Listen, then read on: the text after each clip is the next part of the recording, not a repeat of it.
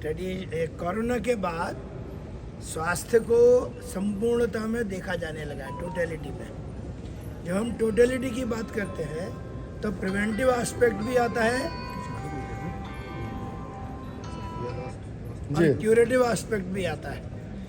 और इस preventive aspect में केवल ट्रीटमेंट ही नहीं है, तो दूसरी थेरेपीज जिनमें सीधे हम कोई मुंह से दवा नहीं देते, वे थेरेपीज भी इसमें आती हैं। और इसलिए यहाँ पर जो ट्रेडिशनल मेडिसिन सिस्टम्स का ये वर्ल्ड कॉन्फ्रेंस है, इसमें अधिकांश वैसे ही लोग हैं और इसमें अच्छे डॉक्टर्स भी हैं, MBBS डॉक्टर्स भी हैं जो स्वयं अच्छे ट्रीटमेंट करते हैं, वेल एस्टेब्लिश्ड डॉक्टर हैं। वे भी इस बात में विश्वास करते हैं कि पहले प्रिवेंशन होना चाहिए, रोगी होने पर रोगी की चिकित्सा होनी चाहिए। 15-20 कंट्री के योग, नेचुरोपैथी, एक्यूपेंचर, एक्यूप्रेशर यानी ड्रगलेस थेरापी, ट्रेडिशनल मेडिसिन के डॉक्टर्स आते हैं। ये सभी बैठ के विचार मंथन करते हैं और देश में ड्रगलेस थेरापी के दिशा में कैसा आगे बढ़े, इसके ऊपर चिंतन मंथन होता है। और इसके सुझाव भी मुझे लगता है कि हमारे बीच में इस कार्यक्रम के आयोजक डॉक्टर दीपक राउत जी है, ये इनका बहुत बड़ा योगदान है। हाँ, मैं doctor Deepak Raut, director general of the HMRF से बात कर रहा हूँ। तो हम बहुत खुशी हो रहा है कि हर एक स्टेट में हम एक मूवमेंट लेके चल रहे हैं, पारंपरिक चिकित्सा को किस तरह इंटीग्रेट करना है हर एक सिस्टम के साथ। और जैसे वर्ल्ड हेल्थ ऑर्गेनाइजेशन का जो TM का जो एक प्रोजेक्ट चल रहा है, उसमें भी वही खासियत है कि हम आगे जाके इसको इंटीग्रेट करना है और हर स्टेट के प्रैक्टिशनर को हमें अपग्रेड कैसे करना है और उनके स्किल को कैसे डेवलप करना है, इसका ऊपर हम प्रयास कर रहे हैं। आयुष मंत्रालय का गठन किया। इस आयुष मंत्रालय के तहत अनेक प्रकार की थेरेपिस्ट से इलाज, व्यक्ति किस प्रकार बिना दवा के स्वस्थ रह सकता है, इसके ऊपर देश के अंदर अनेक डॉक्टर्स ने काम करना चालू किया। उसमें हमारी ट्रेडिशनल मेडिसिन हैं, जैसे एक्यूपेंचर, हमारी आयुर्वेदिक, यूनानी, सिद्धा और रेकी, इस प्रकार की जो थेरेपिस्ट थी, इन थेरेपिस्ट द्वारा देश के अंदर किस प्रकार से व्यक्ति को बिना दवा के स्वस्थ रखा जा सकता है, ये एक इस प्रकार की मेडिसिन पे अनेकों प्रकार की कॉन्फ्रेंस हुई। उसमें से 3 कॉन्फ्रेंस डॉक्टर रावत के थ्रू भी ये जो इंटरनेशनल कॉन्फ्रेंस है हो रही हैं। तीसरी ये कॉन्फ्रेंस इंटरनेशनल कॉन्फ्रेंस है जिसके अंदर देश विदेश से अनेक लोग आए हैं और देश के जाने माने मुख्य चिकित्सक जो अपनी एक विधा के अंदर, कोई एक्यूपेंचर में, कोई रेकी के अंदर, कोई हमारे MBBS डॉक्टर हैं, कोई हमारे न्यूरोलॉजिस्ट हैं।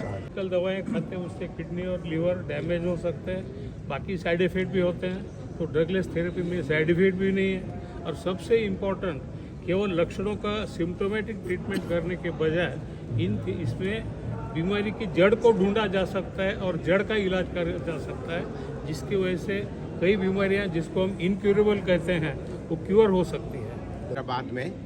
और यही एक चाह रहती है कि हमारे शरीर के अंदर बहुत बड़ी फार्मेसी है। Our whole body is full of the chemicals, और ये जो अल्टरनेटिव इंटीग्रेटेड मेडिसिन है, उसके माध्यम से हम अपने शरीर के अंदर विद्यमान सारे केमिकल्स को, रसायनों को वापस से निकाल कर शरीर के अंदर स्वास्थ्य का लाभ प्रदान करते हैं। एलोपैथी की स्ट्रॉन्ग मेडिसिन जो है वो पूर्ण अवलंबन दे देती है।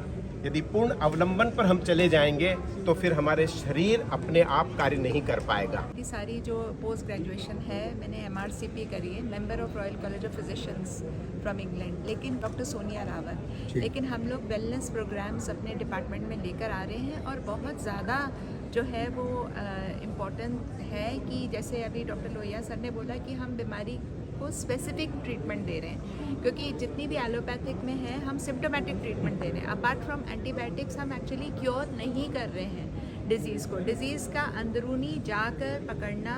अब आप देखिए ना, हमारे जितने भी ऋषि मुनि थे, जितने हमारे चरक, सुश्रुता, पतंजलि, ये कितने कितने सालों तक आयुर्वेदिक मेडिसिन या जड़ी बूटियाँ खा खा के 100-100 साल पुराने बिना किसी दवाई के एकदम सीधे चलते हुए अपनी ज़िंदगी बताते थे।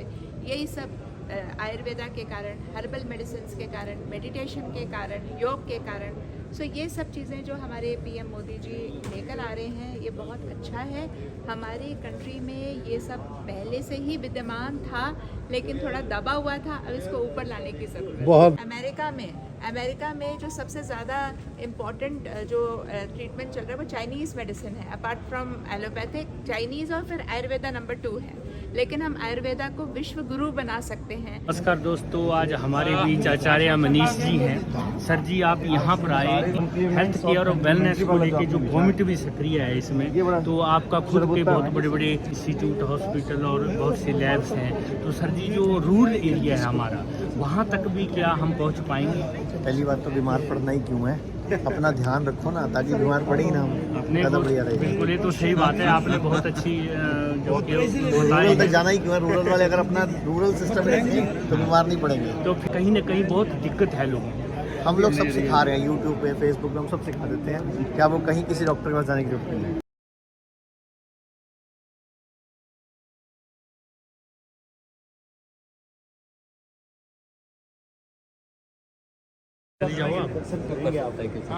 आपके साथ एक सेल्फी ले, ये मोदी जी ने सिखाया हम लोग को। है ना?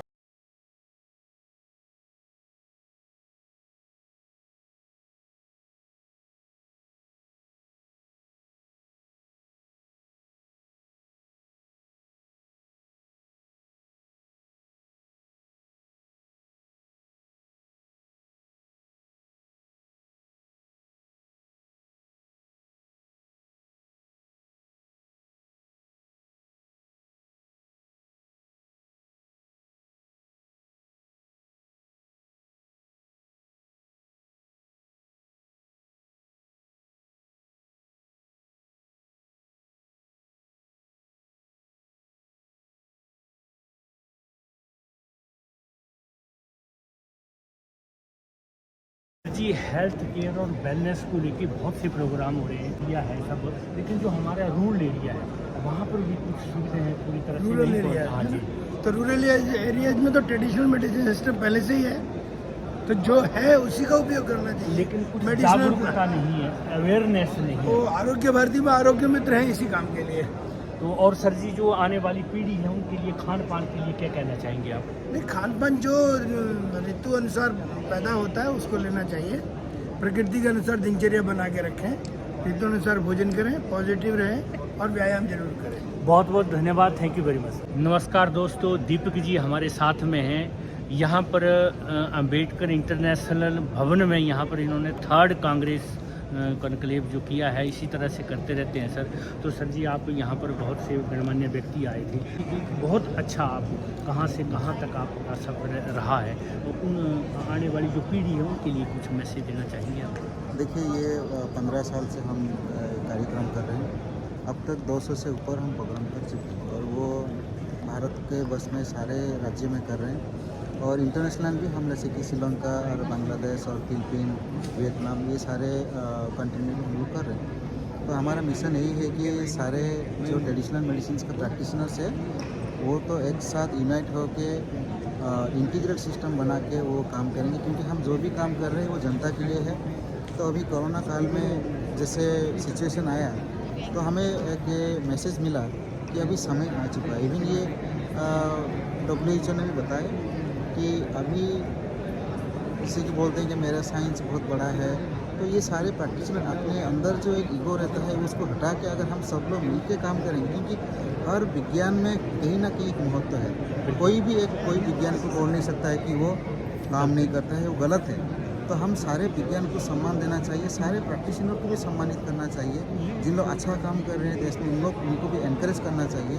तो हमारा मिशन वही है कि हम आगे जाके सब लोग मिल के हम करेंगे, और जो पारंपरिक चिकित्सा है विश्व भर में उसका प्रतिष्ठा, जो एक अवेयरनेस लाएंगे पूरा विश्व में, और जिसके वजह से हम उनको बहुत सारे पारंपरिक चिकित्सा है पर हम उनको यूनाइट करके उसको आगे लेके जाएंगे। और समाज में ये बहुत बड़ा, जैसे कि आगे भी जाके बहुत सारे पैंडेमिक सिचुएशन आने वाले हैं, तो उसको लड़ाई करने के लिए हम लोग तैयार होना चाहिए सारे प्रैक्टिस। हमारा देश जो है 75वां अमृत महोत्सव काल में, जब हम 100वां अमृत महोत्सव काल मनाएंगे 2047 में, तो कैसा आप भारत उस टाइम देखना चाहते हैं? क्या पूरी तरह से जो है देश से जो है बीमारियां ख़त्म हो जाएंगी?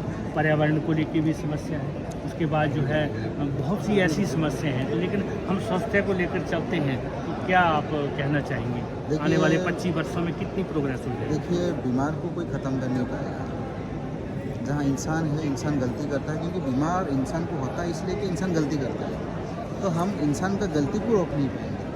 बट इतना हम कह सकते हैं कि जो हम प्रयास कर रहे हैं, इस प्रयास की वजह से देश भर में, ये ऐसे नहीं कि भारत में, देश भर में जहाँ पर भी हो, जो बीमार फैलता है, मतलब अगर ये साल में 1 मिलियन डायबिटिक को रिकॉग्नाइज़ किया गया, तो अगले साल में क्या है ना, वो 2 मिलियन हो जाता है। मतलब इतने सारे स्पेशलिस्ट हैं, फिर भी हम कंट्रोल कर नहीं पा रहे। ये 20-25 साल में हमारा यही प्रयास है कि हम कोशिश तो कर रहे हैं, आगे भी जाके करेंगे, और बहुत सारे प्रोटोकॉल हम लगा रहे हैं। जो बीमार बढ़ रहा है ना, वो बीमार को हम घटाएंगे। जैसे वो कि हर साल प्रोग्रेस कितना हो रहा है बीमार, मतलब 10%, 15% प्रोग्रेस हो रहा है, लेकिन उतना बढ़ भी रहा है। हाँ, वो जो बढ़ रहा है, वो उसको हम घटाएंगे। अगर वो घट जाएगा तो हम कहीं ना कहीं सोचेंगे कि हम जीत की तरफ हम जा रहे हैं। तो ये प्रयास हम 15-20 साल तक हम करेंगे डेफिनेटली। और इसके लिए हमें टीम चाहिए। ऐसा नहीं कि हमारा ऑर्गेनाइजेशन, हमारा मेंबर उसके लिए कर सकते हैं। हम सबके साथ ये रहेंगे, सबको वही बात बताएंगे, और सबके साथ हम चल के ये मिशन को कामयाब बनाएंगे। गवर्नमेंट भी साथ में है और साथ दे तो और जल्दी हाँ, काम अगर होगा। हमें गवर्नमेंट साथ देगा तो हम जो NGOs वाले हैं, हम उसको आगे लेके बहुत अच्छा काम जैसे वैसे आप अकेले ही ये सब कर रहे हैं, अभी तक इतने 200 प्रोग्राम आपने कर चुके हैं, इसका मतलब है कि आप बहुत मेहनत कर रहे हैं, लेकिन गवर्नमेंट का कहीं कोई इसमें इन्वॉल्वेशन नहीं है। नहीं, गवर्नमेंट का उसमें कोई इन्वॉल्व नहीं है। हम वही प्रयास कर रहे हैं कि थोड़ा हमें सपोर्ट करने से, हमें सपोर्ट किस तरह, हमें सपोर्ट एक स्ट्रेंथ देने की, हमें नहीं चाहिए फाइनेंशियली कुछ हेल्प चाहिए, हमें स्ट्रेंथ चाहिए। अगर वो स्ट्रेंथ हमें मिल गया तो ये पूरा विश्व भर में स्ट्रेंथ मिल जाएगा। तो ये हमारा एक मैसेज है गवर्नमेंट को भी कि आगे जाके हमें सपोर्ट कीजिए, संस्था को सपोर्ट कीजिए, और होगा तो हमें अलाउ कीजिए कि हम आपके साथ मीटिंग करेंगे कि किस तरह हम उसका प्रोटोकॉल को लेके जा रहे हैं, और किस तरह हम सारे प्रैक्टिशनर को, जितना भी पारंपरिक चिकित्सा कर रहे हैं, उनको भी कितना सम्मान, कितना इंकरेज करेंगे। और सबसे बड़ा चीज़ मैं आपको बोल देता हूँ, हर एक प्रैक्टिशनर को स्किल को डेवलप करना जरूरी है। ऐसा नहीं कि मैंने BA MS पढ़ लिया और मैंने आयुर्वेदिक में मैं शिक्षा ज्ञान कर लिया और मैं उसमें एक्सपर्ट हो गया। नहीं, स्किल डेवलपमेंट जो है हर चीज़ में, देखिए सेल, हर इंसान के सेल जो है वो कोर्स बोलते हैं, वो डेथ होता रहता है, तो मॉलिक्यूल भी चेंज होता रहता है, नया नया मेडिसिन भी निकलता है। तो हम जो प्रैक्टिस कर रहे हैं, हम अपना प्रैक्टिस को भी थोड़ा एनहांस करेंगे, थोड़ा स्किल को डेवलप करेंगे। तो ये स्किल डेवलपमेंट प्रोग्राम जो है, ये गवर्नमेंट उसको अगर हमारा साथ देंगे तो हम डेफिनेटली हम कुछ बहुत सी जो गवर्नमेंट हैं स्किल प्रोग्राम चलाए हुए हैं, तो इसमें इस तरफ हमें खास ध्यान देना है। देखिए, स्किल जो बीमार होता है ना, एक पारिवारिक भी है बीमार होता है, एक परिवेश भी है बीमार होता है, एक मानसिक भी है बीमार होता है। ये सारे चीज़ के ऊपर काम नहीं हो रहा है, बस हम अपने शरीर को ही देख रहे हैं। शरीर ज़्यादा बीमार क्रिएट नहीं कर रहा है, मानसिक ज़्यादा बीमार क्रिएट कर रहा है। तो उसके लिए स्किल को डेवलप करना ज़रूरी है। जो पेशेंट आ रहे हैं, पेशेंट का जीवन शैली को अगर हम डॉक्टर चेंज करा देगा तो वो सबसे बड़ा मेडिसिन देता है। बिल्कुल बिल्कुल, और वो आगे अवेयरनेस हो जाएगा तो आगे भी काम करेगा। बहुत बहुत धन्यवाद, थैंक यू दीपक जी, आपने इस तरह का प्रोग्राम ऑर्गेनाइज किया और आप करते रहते हैं। सभी देशवासियों के लिए ये एक मैसेज है सर जी की तरफ से कि किस तरह से हमें खुद ही अपने आप को तैयार करना है ठीक रहने के लिए। Thank you very much.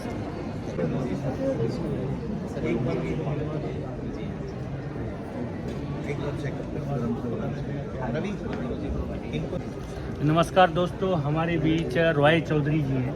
Sir जी, आपने बहुत अच्छा अंदर समझाया है आम जनता के लिए, फिर भी जो कुछ कमियाँ रह गई हैं, जो हिंदी दर्शक हैं हमारे, उनके लिए भी कुछ 2 बातें कहें। देखिए, पहली बात याद रखिए कि जो कैंसर सेल्स हैं वो हर एक के बॉडी में होता है, जिसे बोलते हैं इंडोलेंट कैंसर सेल, कछुए की तरह चुपचाप बैठा रहता है ज़िंदगी भर, इसकी वजह से कोई मरेगा नहीं।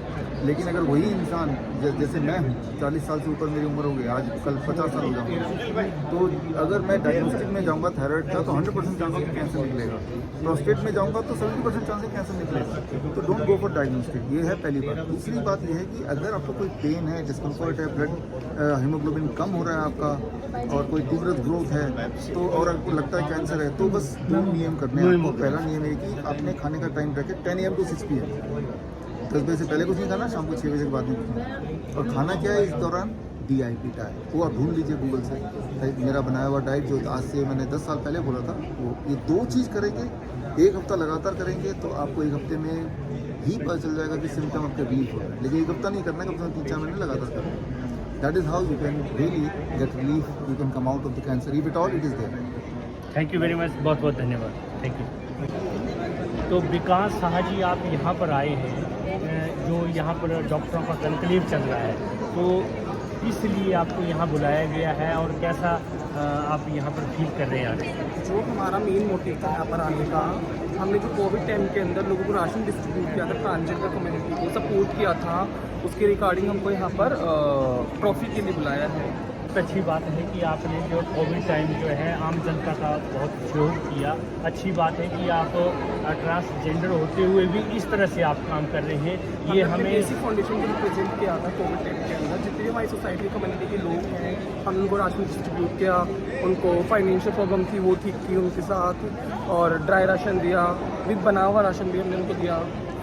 बहुत सारी सिचुएशन का हमारे साथ जो भी कोविड में हालात थे उनको देख करके हमारी विकांक्षा जी ने राशन डिस्ट्रीब्यूट करवाया, और राशन के साथ साथ हमने और सारी चीज़ें जैसे कपड़े हैं और मेडिसिन शॉप है, सैनिटाइजर है, सारी चीज़ें हमने।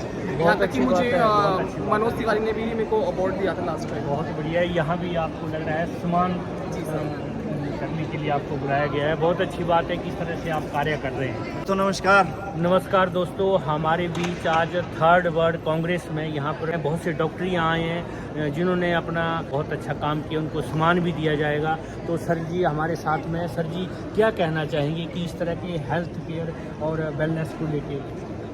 दोस्तों, आज का जो समय है वो है प्रकृति पद्धत का, और आज ही नहीं हमेशा से रहा है। जल, जमीन, जंगल, जानवर, जीवन और जगदीश। अगर आप वातावरण के अनुकूल आप अपने आप को नहीं ढालते हैं या प्राकृतिक केंद्रित विकास नहीं करते हैं, भारत को भारत के नज़रिए से नहीं बदलते हैं, तो वो दिन दूर नहीं कि एक तरफ आपके पास में धन होगा और उस धन और स्वास्थ्य दोनों को लेकर के अगर देखेंगे तो अंत में एक ही पता चलेगा कि सब ठाठ पड़ा लहरा जाएगा जब लौट चला बंजारा।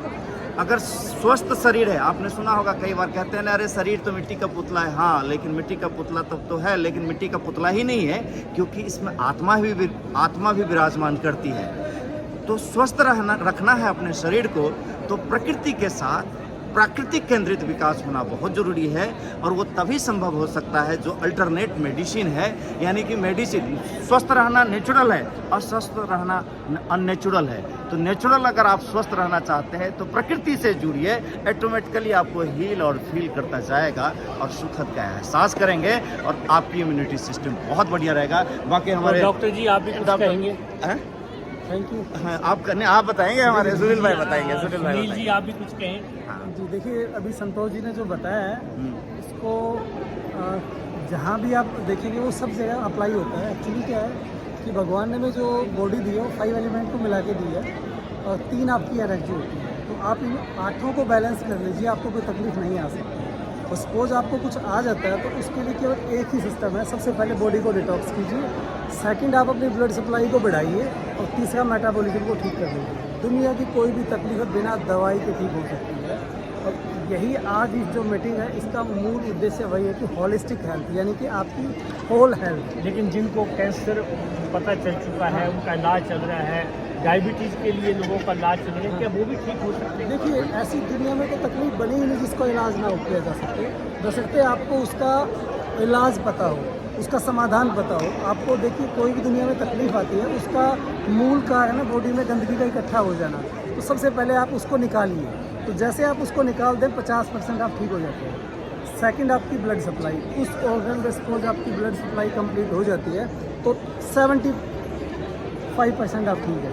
उसके बाद आता है आपका मेटाबॉलिज्म। जो आप खाना खाते हैं वो आपकी बॉडी में अच्छे से लगता है, आपकी इम्यूनिटी ठीक है, तो आप 100% हेल्थ हैं। योग करिए और निरोग रहिए। सूर्य से पहले, सूर्योदय से पहले उठिए। कहते हैं ना कि जो न देखे सूर्योदय उसका क्या होगा भाग्य उदय।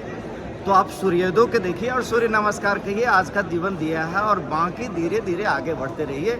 अपने आप सब कुछ अच्छा होगा। और आत्मविश्वास को बढ़ा करके रखें, क्योंकि सूर्य ही आपकी सभी साधनाओं का प्रतीक है, और सूर्य क्योंकि अपने आप में स्थिर है। योग से सब कुछ संभव है। बहुत बहुत धन्यवाद, thank you very much, thank you.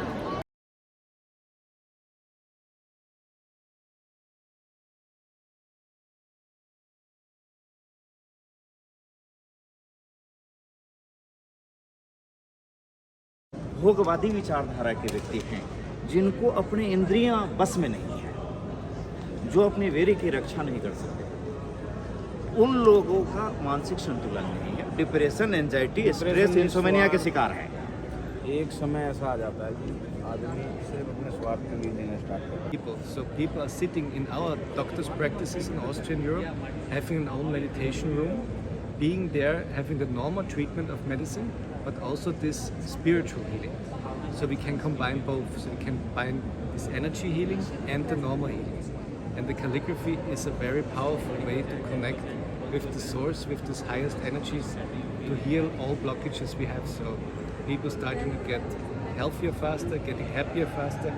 We have it also in companies, in schools, so in many places to help the people to get to their own true power. हमारे शरीर में हीलिंग होती है। हमारे शरीर में बहुत टेंशन रहते हैं ना, आदमी को बहुत टेंशन रहेगा, वो कैसा बाहर निकालने का, ये टेक्निक से क्या होता है, हमारा टॉक्सिन सब भी बाहर निकलता है, एनर्जी अच्छा आ जाएगा, आप फील भी मोर हैप्पी। कितने खुशी समय लगेगी, कितने समय? एक 5-10 मिनट रोज करने के, वो करें तो अच्छा रहेगा, बहुत अच्छा लगेगा। It's very good. My self doctor Veeru.